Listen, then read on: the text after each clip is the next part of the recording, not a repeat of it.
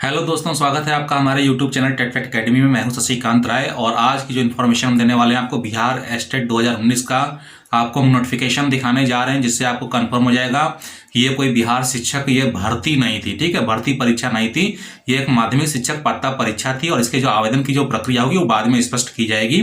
फिलहाल आपको इसके सर्टिफिकेट दे दिए जाएंगे और इस सर्टिफिकेट के आधार पर आप चैलेंज नहीं कर सकते कि नौकरी मिलेगी कि नहीं मिलेगी। ठीक है, नौकरी मिलेगी उन्हीं लोगों को जिनकी मेरिट बनेगी। ठीक है, और उसका सारा प्रोसेस जो है बाद में बताया जाएगा। तो यहाँ पे आप आपके सामने जो है नोटिफिकेशंस लेकर आए हैं। तो नोटिफिकेशंस दिखाने से पहले हम आपसे कह देना चाहते हैं कि हमारे चैनल को सब्सक्राइब कर लीजिएगा, क्योंकि इस पर जो है एस्टेट को लेकर के जो है पूरा प्रोसेस का जो वीडियो होगा, जो भी इन्फॉर्मेशन हम आपसे शेयर करेंगे, तो चैनल को सब्सक्राइब करना ना भूलिएगा और वीडियो को लाइक कर दीजिएगा, शेयर कर दीजिएगा। और आइए शुरू करते हैं अपना आज का वीडियो। देखते हैं बिहार एस्टेट 2019 का जो नोटिफिकेशन था 8 पन्नों का, वो क्या था, उसमें क्या क्या लिखी थी, क्या उसमें जो है भर्ती परीक्षा इसे कहा गया है, क्या उसमें जो है लिखा है कि नॉर्मलाइजेशन प्रोसेस के तहत अंकों का जो है जो क्वालिफाइंग मार्क्स हैं वो तय किए जाएंगे, क्या ऐसी कोई डिटेल्स दी गई हैं। तो आइए चलते हैं मोबाइल की स्क्रीन पर, देखते हैं कि बिहार एस्टेट 2019 का नोटिफिकेशन क्या था।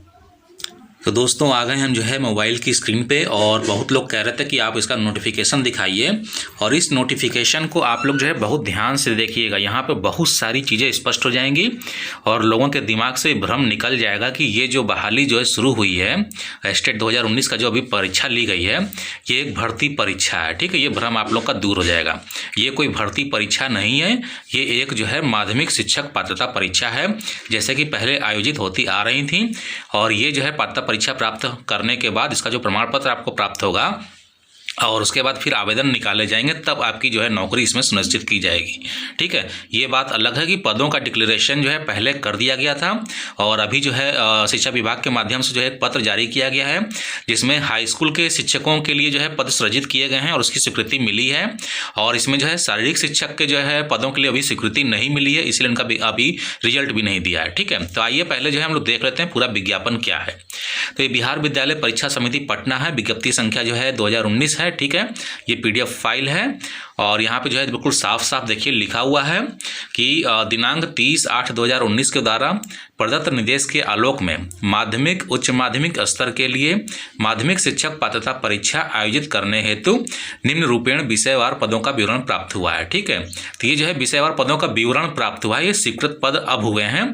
ठीक है, वो भी इसमें से हाई स्कूल माध्यमिक वाले जो है स्वीकृत किए गए हैं अभी। ठीक है, उच्च माध्यमिक का भी पता नहीं है मुझे, और शारीरिक शिक्षक का जो है स्वीकृत नहीं हुआ है। ठीक है, तो ये जो है आपको यहाँ पे देखने के लिए मिल रहा है। तो ये एक प्रकार की जो है, ये तो क्लियर हो गया है कि ये एक प्रकार की जो है शिक्षक पात्रता परीक्षा है, कोई भर्ती परीक्षा नहीं है।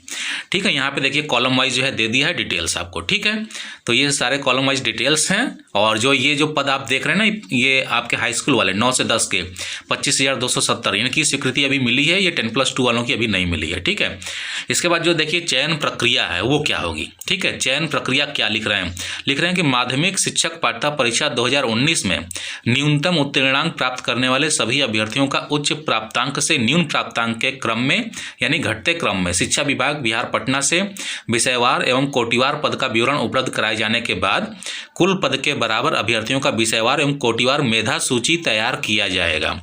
ठीक है, अब मेधा सूची तैयार करने के बाद ही उसमें जो है चयन होगा। लेकिन अभी तक जैसा आप सुन रहे हैं कि सुनने में ये आ रहा है कि जो है कोई मेधा सूची नहीं बनेगा, जितने लोग पास हुए हैं सभी को जो है नौकरी दे दी जाएगी, तो ऐसा कुछ भी नहीं है। ठीक है, क्योंकि जो नियम है, जो इसकी नियमावली है, भर्ती होगी उसी के साथ में। ठीक है, ये कन्फ्यूज़ किया जा रहा है, तो यहाँ पे कन्फ्यूज होने की जरूरत नहीं है। जो इसका सिस्टम पहले था सिस्टम वही रहेगा, बस ये देखना है कि ऑनलाइन होगा कि ऑफलाइन होगा। ठीक है, सिस्टम में कोई बदलाव नहीं होगा। ये जो पद हैं 25,270 जो पद हैं हाई स्कूल के, इन पे जो है आपसे जो है दोबारा से जो है वो मांगा जाएगा, आवेदन मांगा जाएगा और फिर आपको आवेदन पत्र जमा करना होगा। फिर आपकी मेरिट बनेगी, मेरिट के बाद जो सूची तैयार होगी उसमें जो है मेरिट के आधार पर आपको नियुक्ति मिलेगी। ये बिल्कुल नोटिफिकेशन में साफ साफ लिखा है और नोटिफिकेशन से बाहर कोई काम होगा नहीं। ठीक है, उसके बाद लिख रहा है कि जो अगर समान अंक प्राप्त हैं तो उनके जो नियम है वो देखिए यहाँ पे दिए हुए हैं, आप इसको बैठ के पढ़ सकते हैं, वीडियो पॉज करके पढ़ सकते हैं। एक बात यहाँ पे कह देना चाहते हैं कि जो भी अभ्यर्थी हमारे चैनल पे नए हैं वो चैनल को जो है सब्सक्राइब कर लीजिएगा, कि बहुत सारी जो है आपकी इन्फॉर्मेशन यहाँ पे मिलेगी। ठीक है, तो चैनल को सब्सक्राइब करना ना भूलिएगा। तो ये आवेदन जारी करने की जो तिथि थी वो दी थी, ठीक है, और वेबसाइट वगैरह भी जो है यहाँ पे दी गई थी। और इसके बाद नीचे आ जाइए, यहाँ पे जो है परीक्षा का जो कार्यक्रम था वो बताया गया था, ठीक है, उसका जो संरचना थी वो बताई गई थी, ठीक है, निगेटिव मार्किंग इसमें नहीं थी। और यहाँ पे पेपर 1 के लिए जो आपकी विषय कोड की योग्यता थी वो बताई गई थी। यहाँ पे एक चीज़ स्पष्ट होगा कि अब जो आवेदन मांगे जाएंगे, ठीक है, जो पदों पर आवेदन दोबारा जो मांगे जाएंगे उनमें जो ये स्नातक स्तर पर जो पठित लिख रहा है ना लैंग्वेज के लिए, अब इसमें सब्सिडरी वाले जो हैं अप्लाई नहीं कर पाएंगे, क्योंकि इसमें कहीं भी सब्सिडरी का उल्लेख नहीं किया गया है। तो सहायक विषय वाले जो लोग हैं, जो लैंग्वेज सहायक विषय पढ़ते हैं ना, वो अब यहाँ अप्लाई नहीं कर पाएंगे, ना पेपर 1 में और ना पेपर 2 में, क्योंकि यहाँ पे स्नातक स्तर पे पठित लिख दिया है, ठीक है। इसके बाद देखिए पेपर 1 में जो क्वेश्चन थे, जो छोटा सा सिलेबस था वो दे दिया था यहाँ पे, ठीक है, और पेपर 1 के लिए जो अर्हता थी वो दे दी थी। यहाँ पे डोमिसाइल नीति यहाँ पे भी लागू नहीं हुई है, ठीक है, तो इसमें डोमिसाइल नीति जो है लागू नहीं हुई है। और जो न्यूनतम रैंक होते हैं जो एकेडमिक लेवल पे और बीएड डिग्री लेवल पे, उसके बारे में भी यहाँ देखिए जानकारी दे दी गई है, ठीक है। उसके बाद जो है पेपर 2 है, ठीक है, पेपर 2 का भी सारा डिटेल्स देखिए यहाँ पे जो है बता दिया गया था, योग्यता क्या रहेगी, इससे अलग योग्यता रखते हैं तो आप योग्य नहीं है, ठीक है। यानी कि ये एक प्रकार की माध्यमिक शिक्षक पात्रता परीक्षा थी और अब भर्ती के लिए आवेदन मांगे जाएंगे, ठीक है। यहाँ पे देखिए पेपर 2 के जो है ये विषय हैं, कंप्यूटर साइंस के लिए जो है पद स्वीकृत हुए हैं 1000, ठीक है, तो उसके लिए जो है लिया जाएगा आवेदन। अभी आवेदन कब लिए जाएंगे पता नहीं है, ठीक है, फिर डिटेल्स आएगी तो हम आपको बताएंगे। और पेपर 2 के लिए जो अर्हता है देखिए वो यहाँ पे लिखी हुई है, ठीक है। इसके बाद जो है यहाँ पे एक चीज़ जो है बहुत विशेष लिखी है कि एमए एजुकेशन विषय को बीएड के समकक्ष नहीं माना जाएगा। यानी अगर किसी ने एमए एजुकेशन से किया था और उसने जो है इस माध्यमिक शिक्षक पात्रता परीक्षा में जो बैठ गया है तो वो बीएड के समकक्ष नहीं माना जाएगा, यानी ट्रेंड नहीं माना जाएगा, उसका फॉर्म रिजेक्ट कर दिया जाएगा, ठीक है। उम्र सीमा में जो छूट है वो देख लीजिए, क्योंकि इस पर बहुत सारे क्वेश्चन आप लोग पूछते हैं। तो सामान्य पुरुष की अधिकतम सीमा 37 वर्ष है, सामान्य महिला की 40 वर्ष है, पिछड़ा वर्ग पुरुष महिला की 40 वर्ष है, और कोटिवार जो है यहाँ पे दिया है 40 वर्ष, अनुसूचित जाति 42 वर्ष, अनुसूचित पुरुष महिला में 42 वर्ष, ठीक है। और दिव्यांग अभ्यर्थियों को अधिकतम उम्र सीमा में 10 वर्ष की छूट दी गई है, ठीक है। इसके बाद आइए नीचे, यहाँ पर जो है उत्तीर्णांक दिया हुआ है। माध्यमिक शिक्षक पात्रता परीक्षा 2019 का न्यूनतम उत्तीर्णांक ये है, ठीक है। तो ये सामान्य जो है 50% है और बाकी जो कैटेगरी के लिए है 45% है। ईडब्ल्यूएस का यहाँ कोई उल्लेख नहीं है। तो आवेदन पत्र में जब आवेदन निकलेगा तो उसमें ध्यान रखना होगा आप लोग को, ईडब्ल्यूएस की कोई सीट नहीं आएगी, क्योंकि जो है यहाँ पे ईडब्ल्यूएस के लिए अलग से कोई आरक्षण की व्यवस्था नहीं की गई है।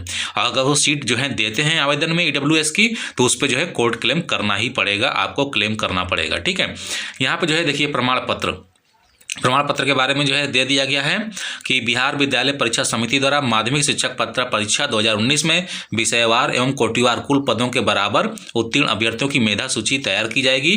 तदनुसार जो है प्रमाण पत्र निर्गत किए जाएंगे, ठीक है। तो यहाँ पे जो है मेधा सूची तैयार करके जो है यहाँ पे जो है आपको प्रमाण पत्र जो है निर्गत किए जाएंगे।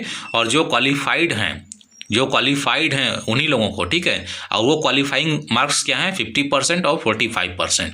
अगर ये नंबर आपके पास हैं तो आपको जो है इसका सर्टिफिकेट जो है स्टेट का मिलेगा 2019 का, नहीं तो आपको नहीं मिलेगा। और इसकी जो वैधता है वो 7 वर्ष तक जो है मानी जाएगी, ठीक है। और ये जो है परंतु यह वैधता नियुक्ति हेतु प्रावधानित अधिकतम उम्र सीमा तक ही मान्य होगी।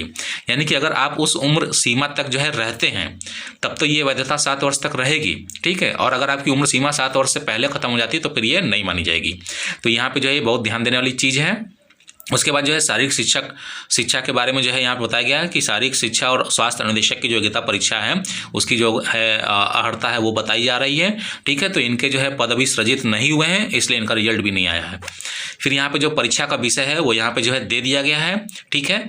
और परीक्षा का समय दिया गया है, ये शारीरिक शिक्षा के लिए था, ठीक है। इसके बाद जो है यहाँ पे जो है उम्र सीमा जो है इनके लिए बताई गई है, ठीक है। तो उम्र सीमा भी आप देख लीजिए, ये शारीरिक शिक्षक और स्वास्थ्य अनुदेशक वाले हैं, इनको आप आसानी से देख लीजिए, ठीक है।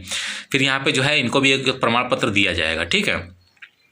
अब यहाँ पे जो है लिख रहा है कि योग्यता परीक्षा में उत्तीर्ण होने मात्र से ही नियोजन की बाध्यता नहीं मानी जाएगी।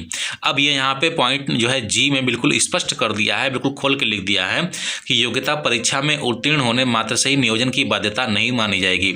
हम बार बार ये कह रहे हैं कि ये एक प्रकार की शिक्षक पात्रता परीक्षा है, ये कोई भर्ती परीक्षा नहीं है, ठीक है। इसमें आपकी नियोजन की बाध्यता नहीं मानी जाएगी। अगर उतने पद निकलते हैं और आप उस पद के अंदर आते हैं, मेरिट में आते हैं, तो ही आपकी ज्वाइनिंग होगी, नहीं तो नहीं होगी, किसी हालत में नहीं होगी। ये आपके विज्ञापन में लिखा हुआ है, बिहार शिक्षा विभाग के विज्ञापन में लिखा है। मैं अपने मन से इस चीज़ को नहीं कह रहा हूँ, ठीक है, ये मैं अपने मन से नहीं बना रहा हूँ।